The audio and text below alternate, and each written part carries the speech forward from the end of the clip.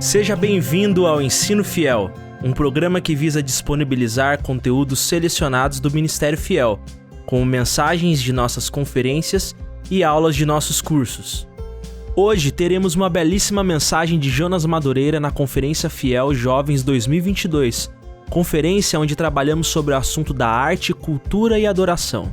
Nesta palestra, Jonas Madureira ensina sobre a importância da poesia e da arte na vida cristã e no reino de Deus. Ele faz isso por meio de uma exposição do poema O Profeta Ficou Cansado, de Adélia Prado. Ele nos mostra a beleza e verdade desta poesia, fazendo-nos refletir sobre o quanto a arte pode ser bela e ao mesmo tempo bíblica. E não bíblica por citar textos bíblicos, mas por conta de toda a beleza e verdade que uma arte pode carregar, apontando então para Deus, que é criador de toda a beleza e verdade. Não esqueça de dar seu like na plataforma onde estiver nos assistindo ou nos ouvindo e de compartilhar com o máximo de pessoas que conseguir. Ensino Fiel, episódio 11, A Poesia da Vida Cristã, O Crente e a Arte, por Jonas Madureira. Boa mensagem, Deus te abençoe.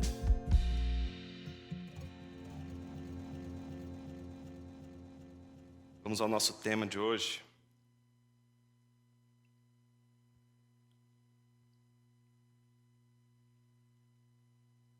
Quem aqui gosta de poesia? Muita gente. O que você gosta? É você mesmo que está olhando para mim. O que você gosta? Fala alto aí. Hã? Fala um. Hã? Camões? O Brasil vai mudar, gente. Não é possível. Eu estou em outro mundo. Camões. Os Lusíadas. E os sonetos? Que sonetos? Como você não leu sonetos? Ô, Tiago. Os sonetos. Muito bem. Que mais além do Camões?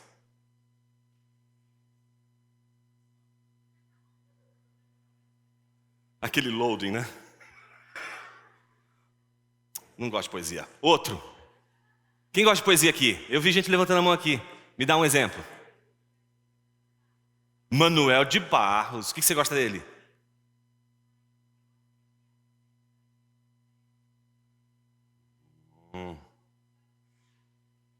Como? Olhos parados. Muito bem. Muito bem. Ela já está melhor que você. Ela já sabe até o nome do verso. Quem mais gosta de poesia aqui? Você. Shakespeare. Ele está falando dos sonetos, não é da peça, não. Isso aqui já levou o nível. O negócio está subindo de nível. O que você leu dele? Todo mundo é um palco, é o que a gente gosta, né? Da peça, ato 4. Não é isso? Muito bem. Quem mais? Lá do fundo. Fundão é sempre quieto, né? Do fundão. Tem alguém que gosta de poesia? E o fundão nunca gosta de poesia. Ah, esse fundão daqui, vai. Estênio Márcios.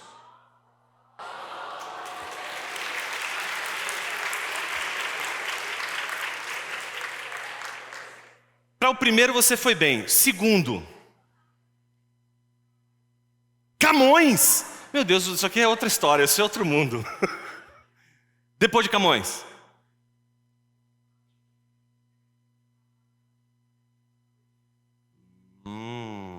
Você comprou a recente coletânea? Ah, você não sabe o que você está perdendo. Daqui, quem gosta de poesia? Vai. Oi? O que você leu do Castro Alves? É isso aí, você bobo. É isso mesmo. Qual que é? Oh, navios negreiros. Muito bem, isso é bom. Já? Que mais além de Castro Alves? Fernando Pessoa. Ai, meu Deus, o que você leu de Fernando Pessoa? Hã? Alberto Caeiro. E o que você leu de Alberto Caeiro? Porque é outra pessoa. O Rio da Minha Aldeia. Já está melhorando. O que mais além de Fernando Pessoa? Brazuca, vai, um brazuca aí. Carlos Drummond. O que você leu de Carlos Drummond? O básico? Você tem a coragem de falar, eu li o básico de Carlos Drummond de Andrade. O que é esse básico de Carlos Drummond? Dá um básico que a turma lá do fundão, aqueles filistinos bárbaros, lá do fundão, que precisariam conhecer de Carlos Drummond, um poema dele. Não vem com aquela pedra no meio do caminho. Isso só serve para você passar na USP. Vai. Hã? Só o nome dele. Poesia. É sério que a gente quer escrever romance sem amar poesia? É sério mesmo? É sério que você quer escrever bem? Quer falar bem em público? Quer se expressar na praça pública? Quer ser um bom político? Quer ser um bom pastor? E não gosta, não lê, não tem repertório de poesia? É sério que a gente quer construir um país que seja capaz de influenciar culturalmente os seus cidadãos sem poesia? O que seria do Ocidente sem Homero? O que seria do Ocidente sem Virgílio? Tudo que a gente pode ter de cultura nasce da poesia. Como é que a gente pode fazer alguma coisa pelos pobres sem poesia? Como é que a gente pode fazer o bem pelo outro sem, em primeiro lugar, ter repertório? Repertório. Vim trazer o caos aqui. Ontem vocês viram gente piedosa, usando a Bíblia. Hoje eu vou descer a ladeira. O negócio vai ser meio pagão hoje. Eu quero ler com vocês um poema. Vamos ler um poema hoje?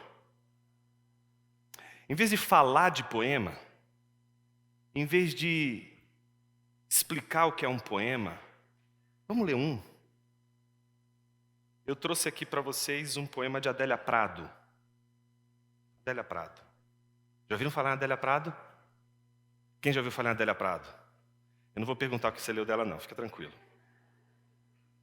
Oráculos de Maio, foi escrito em 1999. 1999, para quem acompanha Adélia Prado, é o ano mais produtivo dela. Ela é uma máquina produzindo em 1999.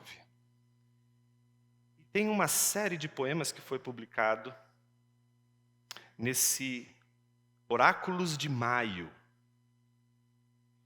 que abre com um poema belíssimo, belíssimo. O Oráculos de Maio abre com um poema que tem como título O Poeta Ficou Cansado. Vamos ler esse poema? Pois não quero mais ser teu arauto, já que todos têm voz, por que só eu tenho que tomar navios de rota que não escolhi? Por que não gritas tu mesmo a miraculosa trama dos teares, já que tua voz reboa nos quatro cantos do mundo? Tudo progrediu na terra e insistes em cacheiros viajantes de porta em porta a cavalo. Olha aqui, cidadão, repara, minha senhora, neste canivete mágico, corta, saca e fura, é um faqueiro completo. Ó Deus, me deixa trabalhar na cozinha, nem vendedor, nem escrivão. Me deixa fazer teu pão. Filha, diz-me o Senhor, eu só como palavras.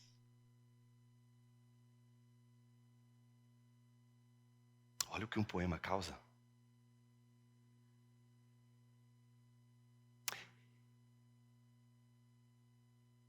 É sério que você não vai mais, você não se interessa por poemas? Ah, é coisa de gente nerd. Meu negócio é outra coisa. Eu gosto de uma coisa mais profunda. Vem cá. Vamos analisar esse poema aqui. Como que ele começa? Ela abriu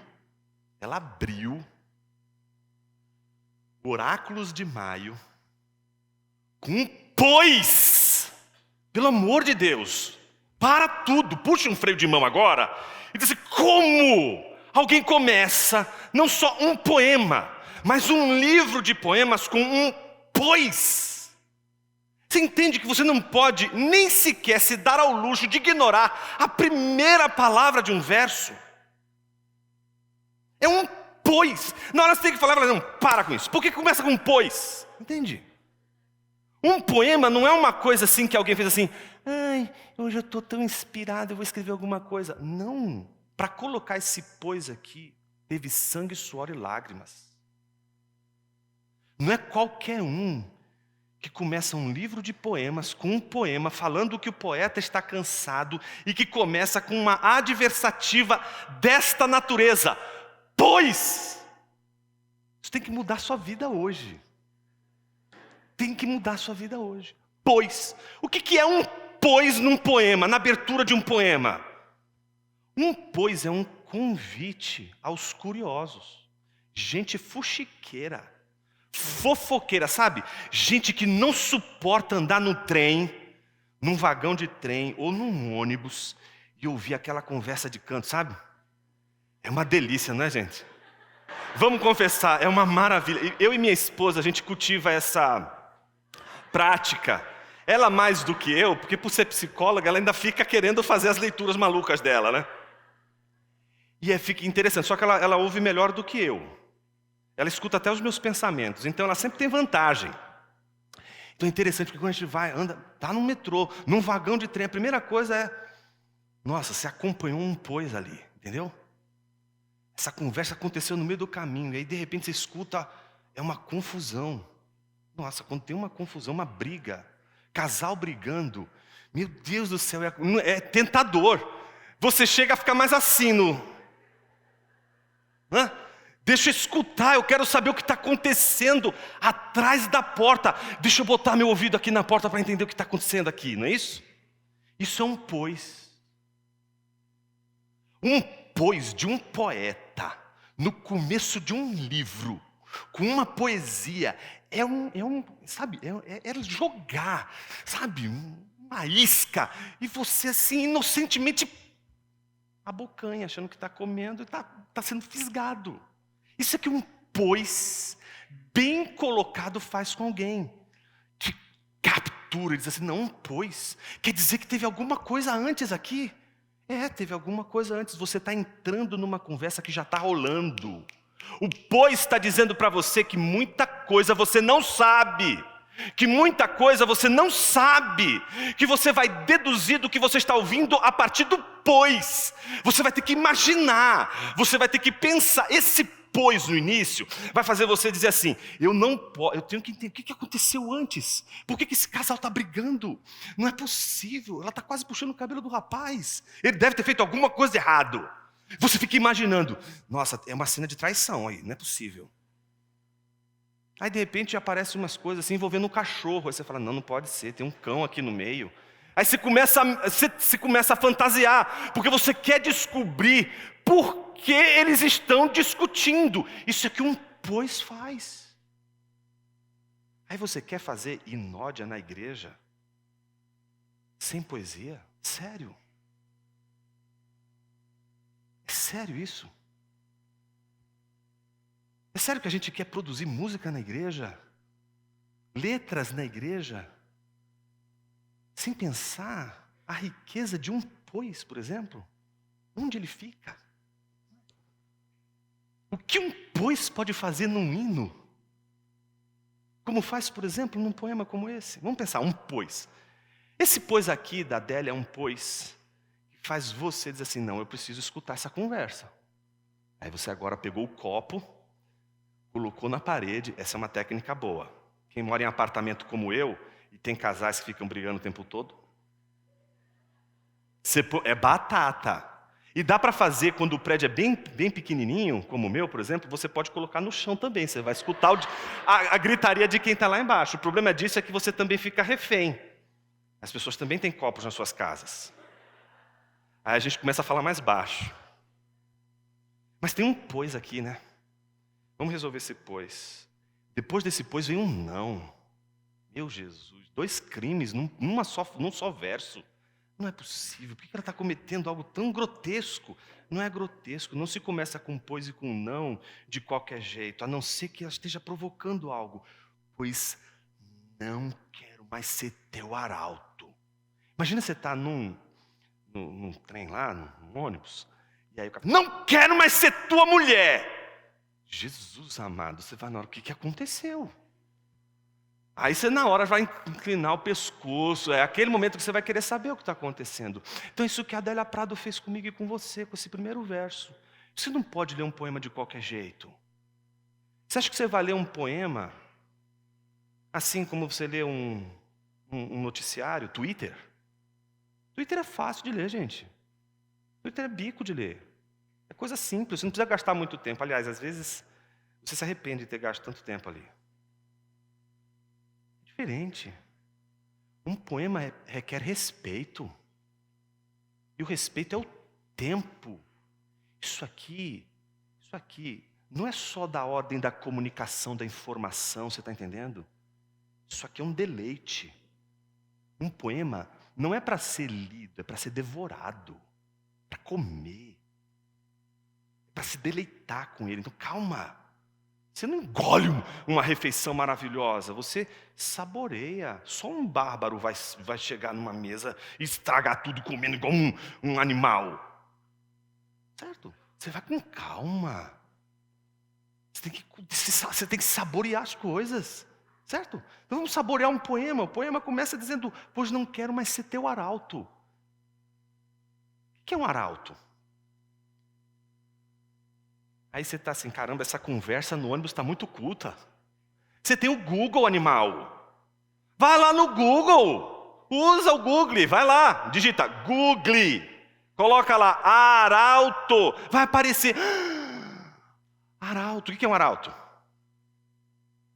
Alguém que representa um rei. Certo? Uma autoridade. Ele vai falar em nome de alguém, correto? Então, se eu quero ter um arauto, eu combino com ele o seguinte, olha, eu quero que você comunique às pessoas isto. Aí o que ele vai fazer? Ele vai comunicar, não as suas palavras. As pessoas não querem ouvir o arauto. As pessoas não estão interessadas no arauto. As pessoas não querem saber do arauto. As pessoas não querem saber nem sequer quem ele é. As pessoas querem saber o que o arauto vai dizer, porque aquilo que ele vai dizer importa, porque é a palavra do rei. Vamos repetir a frase? Pois não quero mais ser teu arauto. Por que alguém diria isso? Porque se trata de alguém revoltado. Alguém que está revoltado. Alguém que está no mínimo dizendo assim, por quê? Não quero mais. Acabou. Cansei, estou cansado. Não quero mais falar em nome de ninguém. Eu quero falar em meu próprio nome agora. Ou eu quero fazer outra coisa. Mas eu não quero mais ser um invisível. Pois não quero mais ser teu arauto. Observe, teu.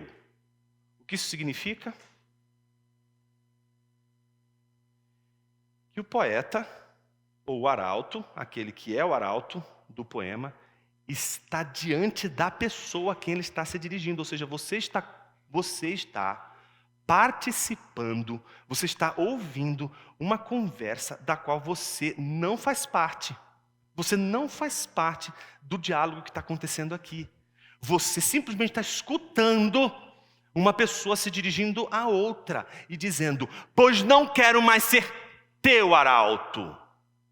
Não quero mais falar em teu nome. Aí na sequência observe, o que a gente tem? já que todos têm voz, por que só eu devo tomar navios de rota que não escolhi? Já que todos têm voz. O que significa uma voz? Deus não faz assim, né? Olha, para os poetas eu dou voz, para os corintianos eu tiro a voz. Brincadeira. Não, ele dá voz para... A cara do Bileu agora foi linda. Desculpa aí, Bileu.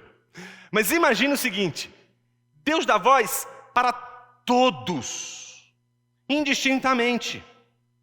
Então, se ele dá o dom da palavra para todos, por que um tem que ser arauto e outro não? Por que não é qualquer um que pode ser um arauto? A pergunta é legítima, porque se o arauto não precisa ser criativo, se o arauto não é o criador do discurso, se o arauto não escreveu o texto, se o arauto não é o criador do discurso, entende?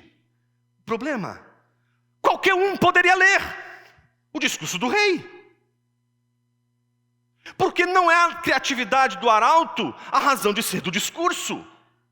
Olha o que ela está dizendo, que o poeta diz a Deus o seguinte, e você só descobre nessa conversa que ela está conversando com Deus no final. Então você sabe, porque você chegou até o final do poema, que ela está conversando com Deus. E ela está dizendo, pois não quero ser mais teu arauto. E aí ela diz logo na sequência, já que todos têm voz, aí ela dá uma metáfora para a gente. Por que só eu devo tomar navios de rota que não escolhi? O que é tomar navios de rota que não escolhi? Imagina que o rei dá para você uma rota. Você não escolhe essa rota. Ele te dá. Ou seja, a visão do arauto é a visão de alguém que está numa rota que não foi escolhida por ele. Lhe foi dada. Ele tem essa missão e ponto final. Ele tem que cumprir essa rota. Ele tem que cruzar essa rota. Ele está dizendo, por que só eu devo tomar navios de rota que não escolhi? A pergunta do poeta aqui é, por que só eu tenho que ler os discursos do rei? Se todos têm voz, o que há? Se eu não sou importante, se eu não importo no discurso, porque o discurso é todo do rei, não poderia ser qualquer outra pessoa, porque eu fui escolhido. Se qualquer um pode ler, se não é o brilhantismo do arauto que interessa. Não somente isso, observe que na sequência, ela continua fazendo perguntas. Ou seja, depois de você escutar, pois não quero mais ser teu arauto, parece uma decisão, né? Não quero mais. Aí você fica assim, eu quero saber por que ela não quer mais. Deixa eu entender esse negócio. Aí você vê duas perguntas. A primeira pergunta dizendo, por que só eu devo tomar navios de rota que não escolhi? Então você já sabe que é uma pessoa que está revoltada porque ela quer escolha. Quer escolher seu caminho. Eu quero fazer meu próprio caminho. Chega, eu não aguento mais ter que falar em nome de alguém. Eu não aguento mais ter que, seguir caminhos que não são os caminhos que eu escolhi. Por que eu tenho que falar em nome de uma outra pessoa? E por que eu tenho que seguir esse caminho? Por que eu não posso seguir o meu próprio caminho? Por que eu não posso ter minha própria voz? Não bastasse isso, a pergunta que vem a seguir. Por que não gritas? Aí imagina que a conversa está pesada. Aí a pessoa fica meio brava. Por que tu não gritas? Você mesmo! Por que tu não gritas? É porque Deus não pode gritar? Você não pode falar? Você não criou o mundo falando? O mundo não foi feito pela sua palavra? Você não disse haja luz e houve luz? Por que você mesmo não fala? Por que isso tem que me usar? Entende o que ela está dizendo? Olha o que ela está dizendo. Por que não gritas? Parece até um salmo, né? Você não pode nem ficar escandalizado. Porque esse aqui está até fichinha perto de Salmo 88. Por que não gritas tu mesmo a miraculosa trama dos tiares, já que tua voz reboa nos quatro cantos do mundo? Ou seja, já que a tua voz, a tua palavra ecoa, reverbera em todos os cantos deste mundo, Por que você mesmo não faz o que você tem que fazer e você mesmo fala diretamente? Por que você mesmo não se dirige diretamente às pessoas e você mesmo fala? Por que tem que usar um arauto? Por que tem que me usar? É uma pessoa cansada? É uma pessoa fatigada? É uma pessoa que não é um arauto de ontem. Não é alguém que começou a jornada. É alguém que já está há muito tempo falando. Esse poema toca principalmente no coração de pessoas que vivem a vida falando e escrevendo. Mas não foi falando e escrevendo ontem. Foi falando e escrevendo a vida inteira. Entende? É alguém cansado do ofício. Alguém cansado de sua vocação. Alguém que está olhando para a sua própria vocação dizendo, não dá mais, eu não aguento. É alguém que está dizendo, chegou a hora de jogar tudo para o espaço. Eu agora vou fazer o que eu quero.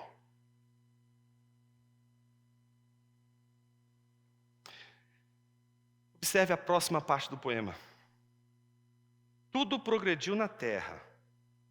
Insistes em cacheiros viajantes, ou seja, tudo progrediu, o que está dizendo? Olha, o mundo teve aí, tecnologia, hoje tem tecnologia a nosso favor. Hoje você pode usar rede social, você pode usar um computador, você pode usar tanta tecnologia a seu favor. Por que ainda insistes em cacheiro viajante? Você já tem a Amazon, para que você vai procurar um cacheiro viajante? Entende o que ele está dizendo? Por que você vai procurar um cacheiro viajante? A pergunta é, o que é um cacheiro viajante? Vai no Google. Vai lá. A tecnologia está a nosso favor. Use a tecnologia a seu favor. Vai lá, digite cacheiro viajante. Muitos de nós aqui nunca viram um cacheiro viajante. Mas o que é um cacheiro viajante? Um cacheiro viajante, imagine aquele cara que bate em porta, com um monte de tralhas para vender. E ele vende tudo aquilo que você não precisa. Entende? Mas só que você compra. Você conhece gente assim?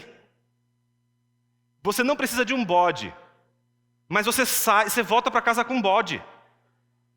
As pessoas te perguntam, mas por que você comprou um bode? Ah, estava em promoção. E você está lá com um bode, mas como? Não, cara, eu não sei porque eu comprei. Eu tenho um amigo que vive fazendo isso comigo. Você de repente está ali e compra o negócio, você não precisa daquilo. Mas o sujeito tem uma lábia. Ele tem uma lábia, faz você comprar o que você não precisa. E mais do que isso, você não precisa e odeia. Só que você até então não sabe que odeia. Mas quem tem o dom da palavra tem a capacidade de te seduzir. A palavra faz isso. Sabe, dominar a palavra, dominar a oratória, dominar a retórica, é o que eu estou fazendo com vocês agora aqui. Entende? Capacidade de dominar pela palavra. Está ali, você está com atenção. Você dominou, a palavra tem esse poder. Aí quando você vê, você está todo seduzido, você fala mais. Eu quero ouvir mais, não é isso? Então está ali, você vai lá e compra o desgraçado do bode. Aí você fala, meu Deus, mas eu não precisava disso aqui. O seu problema vai ser vender.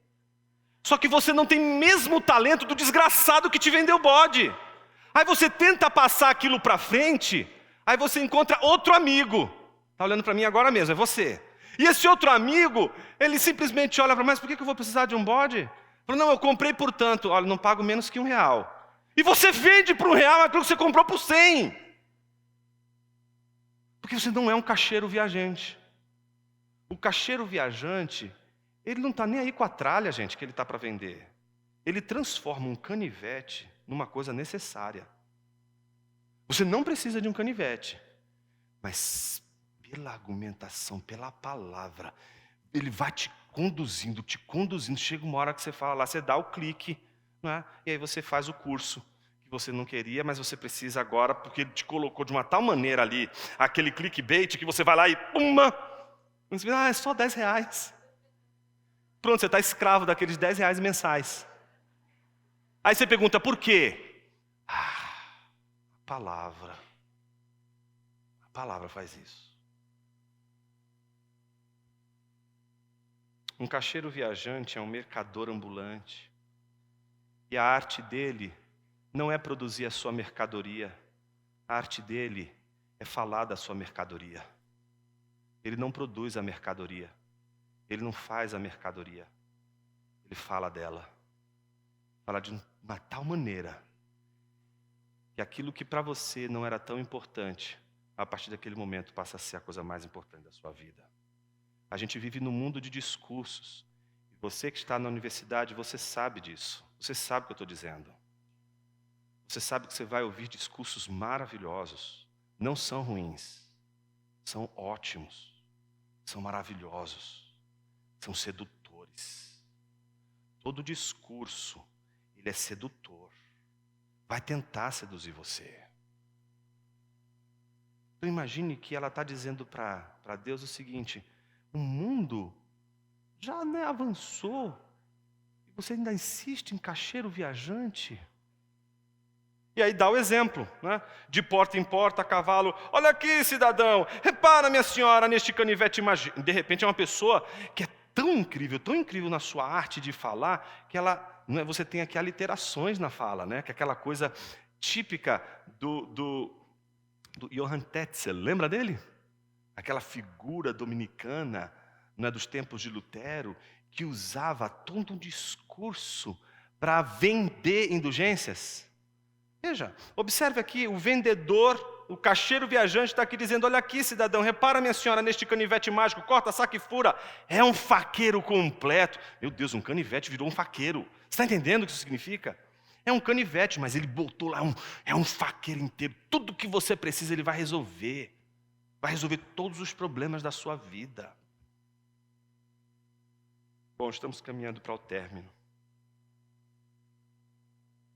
Imagina que quando ela diz isso, ela diz com muita ironia. Ainda insiste em caixeiro viajante. Olha aqui.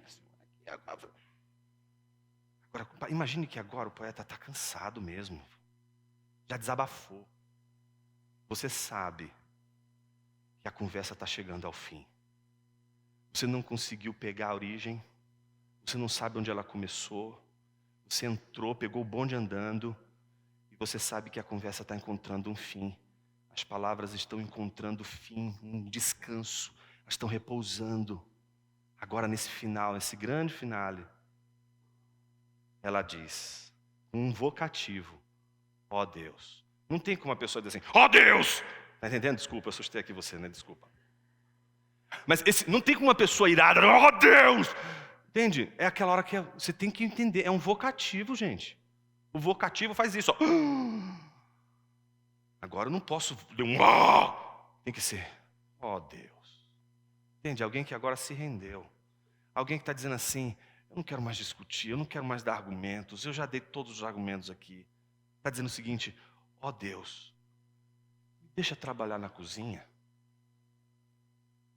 Me deixa trabalhar na cozinha. O que as pessoas fazem na cozinha? Comida, né? E é legal cozinhar, não é? Quando se sabe.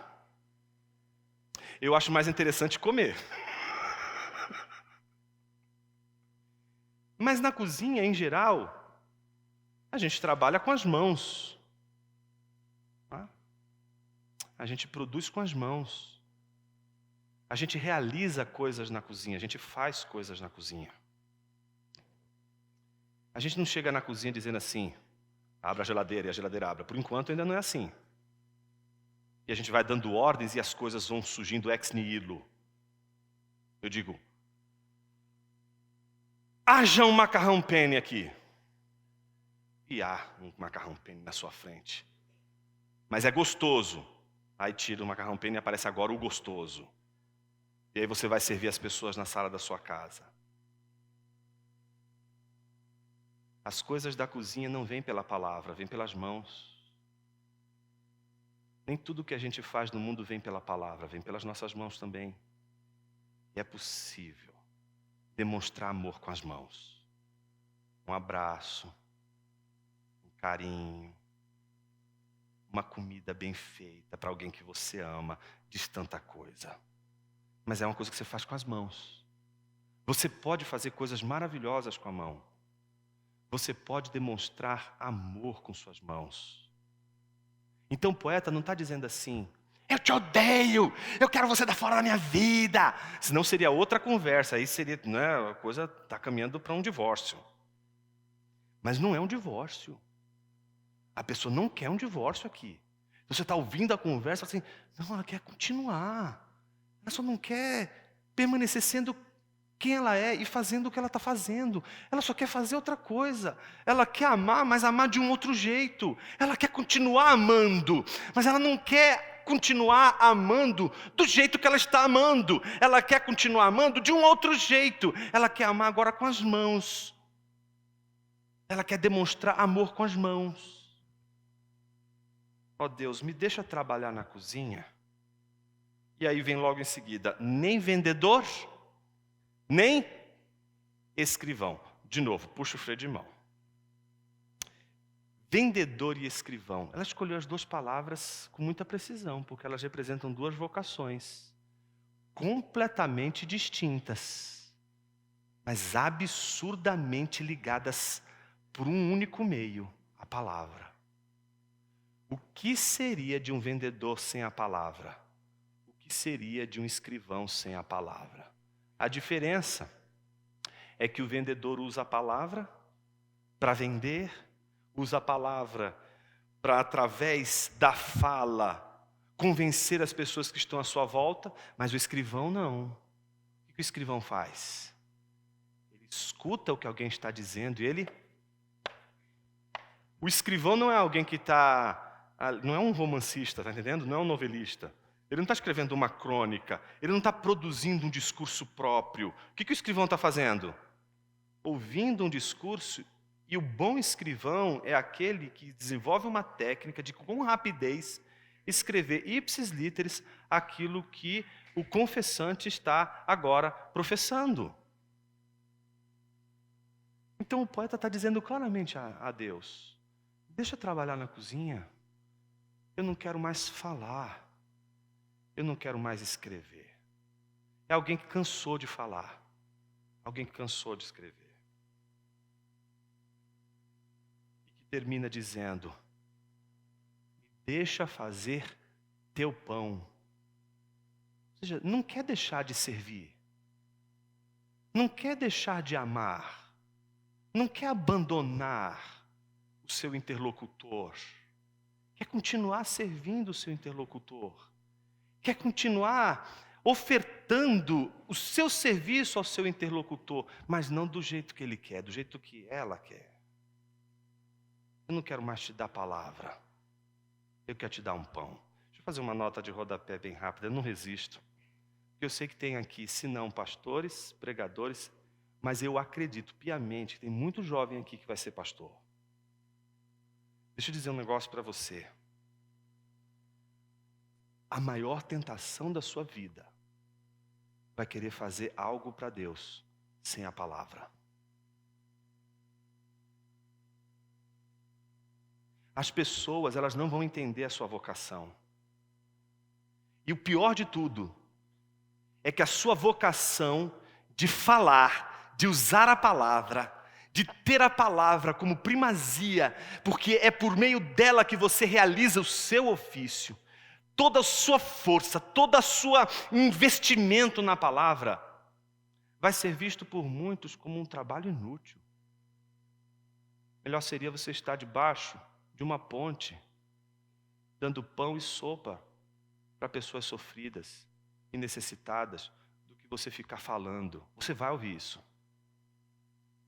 Você por vezes vai se sentir envergonhado de pessoas que vão olhar para você e dizer assim, você fica aí pregando, eu quero ver você lá na porta do hospital. Eu quero ver você lá na favela.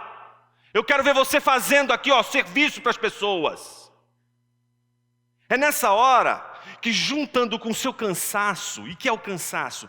É você falar e não ter nada em suas mãos para ofertar e para as pessoas verem. Quando a pessoa faz um pão e ela oferece para alguém, você pega o pão, entende? Você pega o que você fez e as pessoas podem ver com os olhos, mas ninguém vê com os olhos a sua pregação. Ninguém vê com os olhos a palavra que você dá. Porque as palavras não foram feitas para a gente tocar com as mãos. Ninguém tem um aroma da palavra. Ninguém pode pesar uma palavra. Deixa eu colocar aqui a palavra rosa numa balança para medir o peso dela.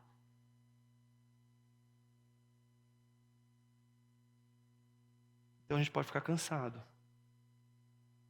E o seguinte, chega. Eu tenho que ficar pregando, por que eu tenho que ficar falando? Eu vou fazer alguma coisa de útil. Nunca me esqueço da minha mãe, eu tinha 17 anos, estava estudando teologia sistemática. E quem aqui já leu o Berkhoff sabe do meu sofrimento? Imagina um garoto de 17 anos lendo Berkhoff. Então você passa o dia inteiro lendo aquele negócio, entendeu? E o seminário é à noite. Aí quando você termina de ler lá para o final da tarde, sua mãe diz assim, menino, você não vai fazer nada de útil hoje não? É incrível como as pessoas não veem e não conseguem enxergar o esforço da palavra. Prova disso é a nossa pobreza na poesia, a nossa pobreza na cultura da palavra. Prova disso é que nós que fomos chamados para falar a palavra, não desenvolvemos sequer a arte da palavra. Desprezamos a arte da palavra. Mas nós fomos chamados para ser artesãos da palavra. Não tem como. Não tem como a gente fugir disso. E pode ser, sabe, um sapateiro, como pode ser alguém extremamente erudito.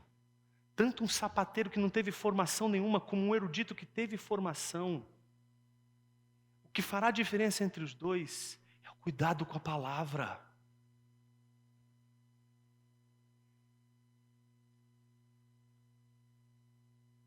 Como que o poema termina? O único momento em que o interlocutor fala. Então aquela sensação de, caramba, eu já ouvi essa mulher falar toda hora, deixa eu ver para o outro lado. Vamos ver agora o que o outro lado está falando, ele está ouvindo quieto. Não falou nada até agora, tadinho, deixa ele falar. Aí quando ele fala, ele diz o quê? Arauto! É assim? É assim que ele trata o arauto? Arauto! Não. Filha. Ela podia ter chamado ele de pai.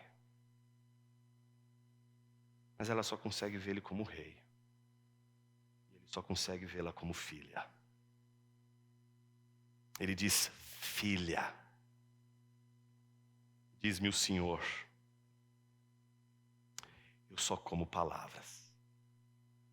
É a hora que você está assim com o pescoço e diz assim, meu, como valeu a pena essa conversa?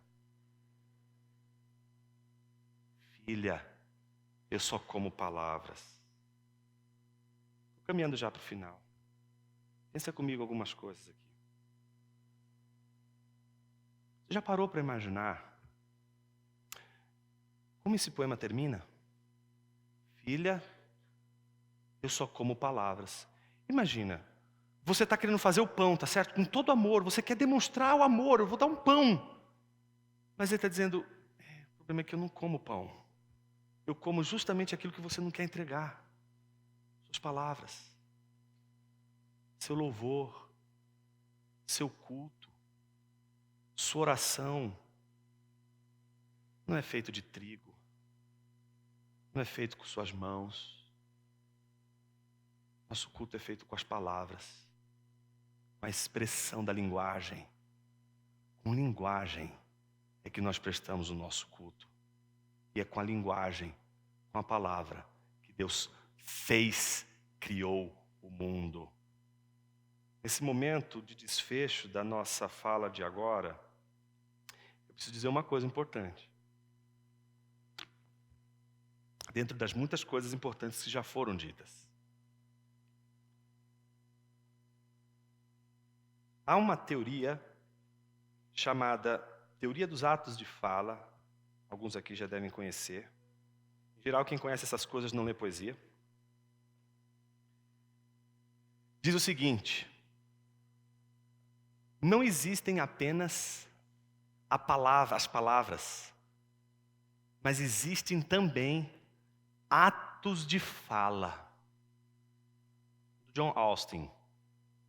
Ou seja, quando ele escreveu o livro, né, Como Fazer Coisas com Palavras, ele está dizendo que a gente não usa a palavra apenas para informar. A gente não usa palavras apenas para dizer assim, olha, vocês precisam aprender isso, gente. A, B, C, D, ponto. E aí a gente recebeu uma informação. Ou seja, o que a teoria dos atos de fala diz é que a gente não usa palavras apenas para ter conhecimento, para ter informação. A gente também realiza coisas com palavra. Eu vou dar um exemplo típico de algo que a gente faz com a palavra: perdão. Perdão não pode ser uma vontade do seu coração, você tem uma vontade de perdoar. Isso é vontade de perdoar, perdão é outra coisa. O perdão, ele é um ato de fala. Enquanto você não diz, eu te perdoo, não acontece o perdão. Sabe batismo? Cuidado, não vou entrar aqui nas questões aqui, porque a gente está num terreno agora meio nada poético.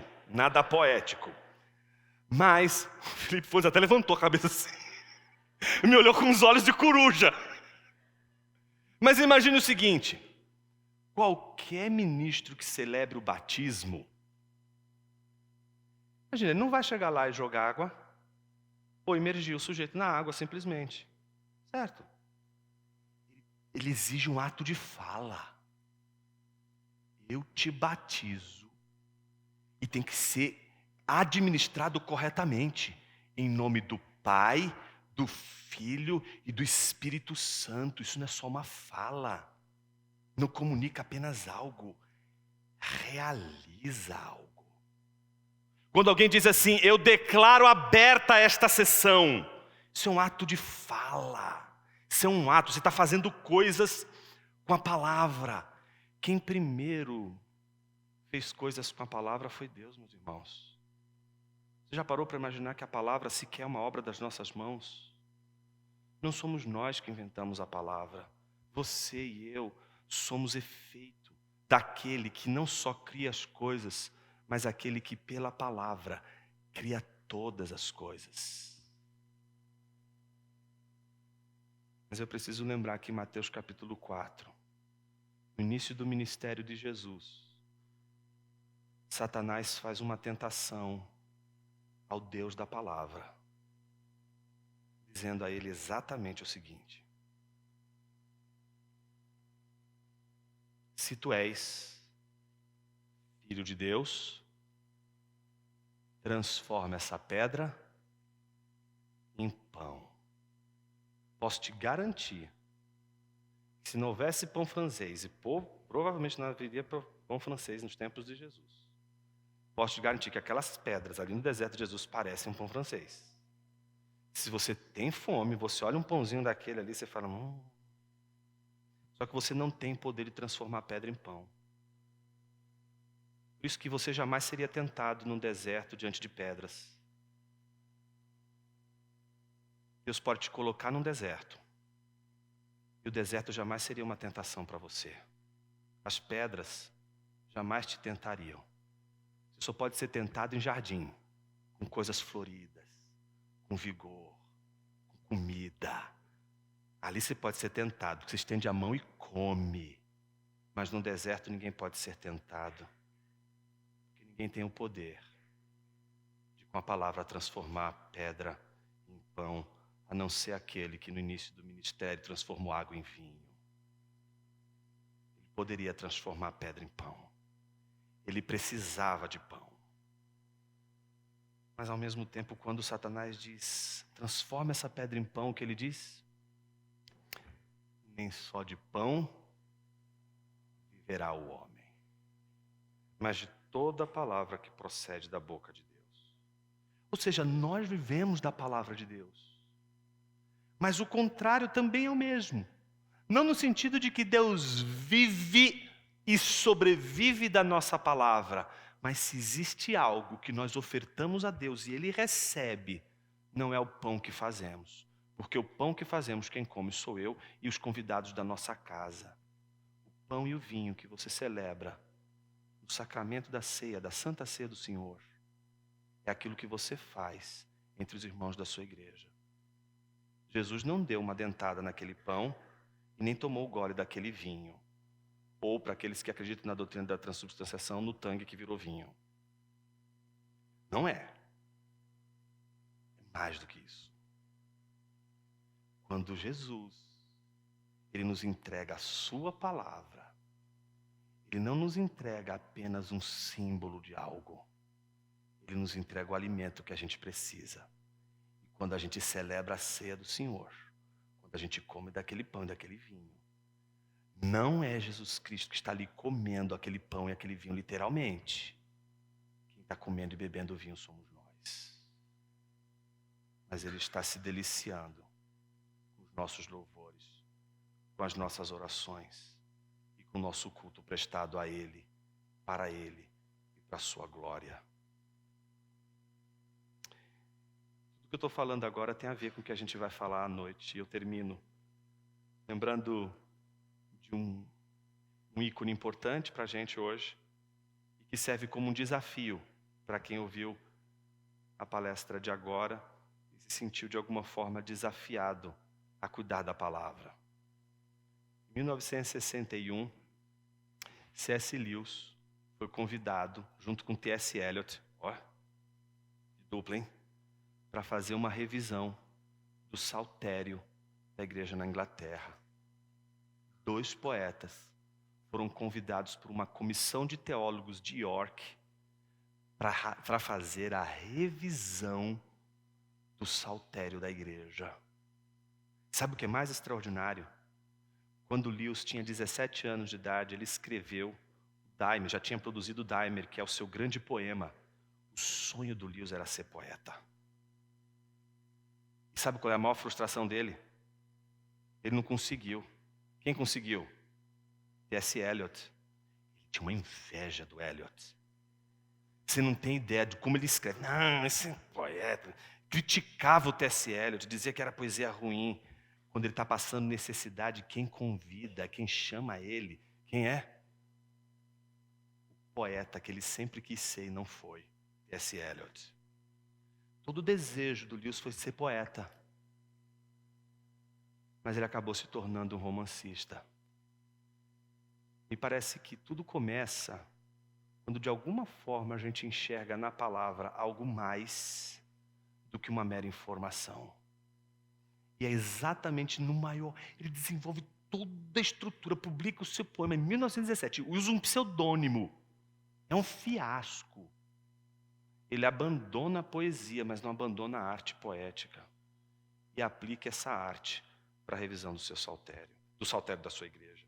Pergunta que eu faço a você hoje: onde estão os nossos poetas para revisar os nossos hinos? Onde estão os nossos poetas para revisar a nossa sinódia? Os poetas de hoje. Século XIX a gente tinha, e muitos muito bons. Mas a gente precisa dos de hoje. Cadê os de hoje? Ah, Jonas, eu quero ser um romancista. Para você ser um romancista, você tem que ser antes um poeta. Frustrado, mas seja.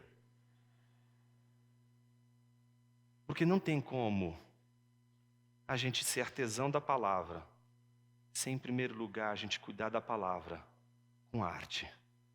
E a profissão, o ofício que Deus nos legou como mais profundo para o exercício da palavra não tem outro, senão da poesia. A pergunta é: como a gente vai usar a poesia para a glória de Deus? Sabe, em 1960, no Jornal do Brasil, Carlos Drummond de Andrade escreveu uma crônica elogiando a Adélia Prado. Ele diz assim: Adélia é lírica, Adélia é bíblica. Já imaginou um poeta olhando para alguém e dizendo: você sabe o que você está fazendo? Porque tem muita gente que é bíblico, mas não é lírico. É bíblico, mas é um desastre usando a palavra. O que está dizendo é: ela é lírica, mas está dizendo é bíblica. Eu acho que a gente pode fazer ainda muito quando a gente usa a arte para glorificar o nome do Senhor. Talvez você esteja hoje aqui se perguntando, eu não tenho dom para ser um pastor, minha vocação não é ser um pastor. Mas quem foi que disse que Deus vocaciona para usar a palavra apenas pastores? Deus não era um pastor. E como Ele abençoa pastores como eu? Já parou para imaginar como você poderia abençoar tanta gente, não só na igreja, mas fora da igreja, usando a arte da palavra? Que Deus nos abençoe e que a gente possa, talvez, terminar a nossa oração com Deus de uma maneira diferente. Pergunta que eu deixo para vocês: como será que essa conversa terminou? Como será que terminou essa conversa da Adélia com Deus? Pensa aí, escreve um poema. Obrigado por ter nos acompanhado em mais um episódio do Ensino Fiel. Não esqueça de dar seu like e compartilhar este conteúdo. Até a próxima, fique com Deus!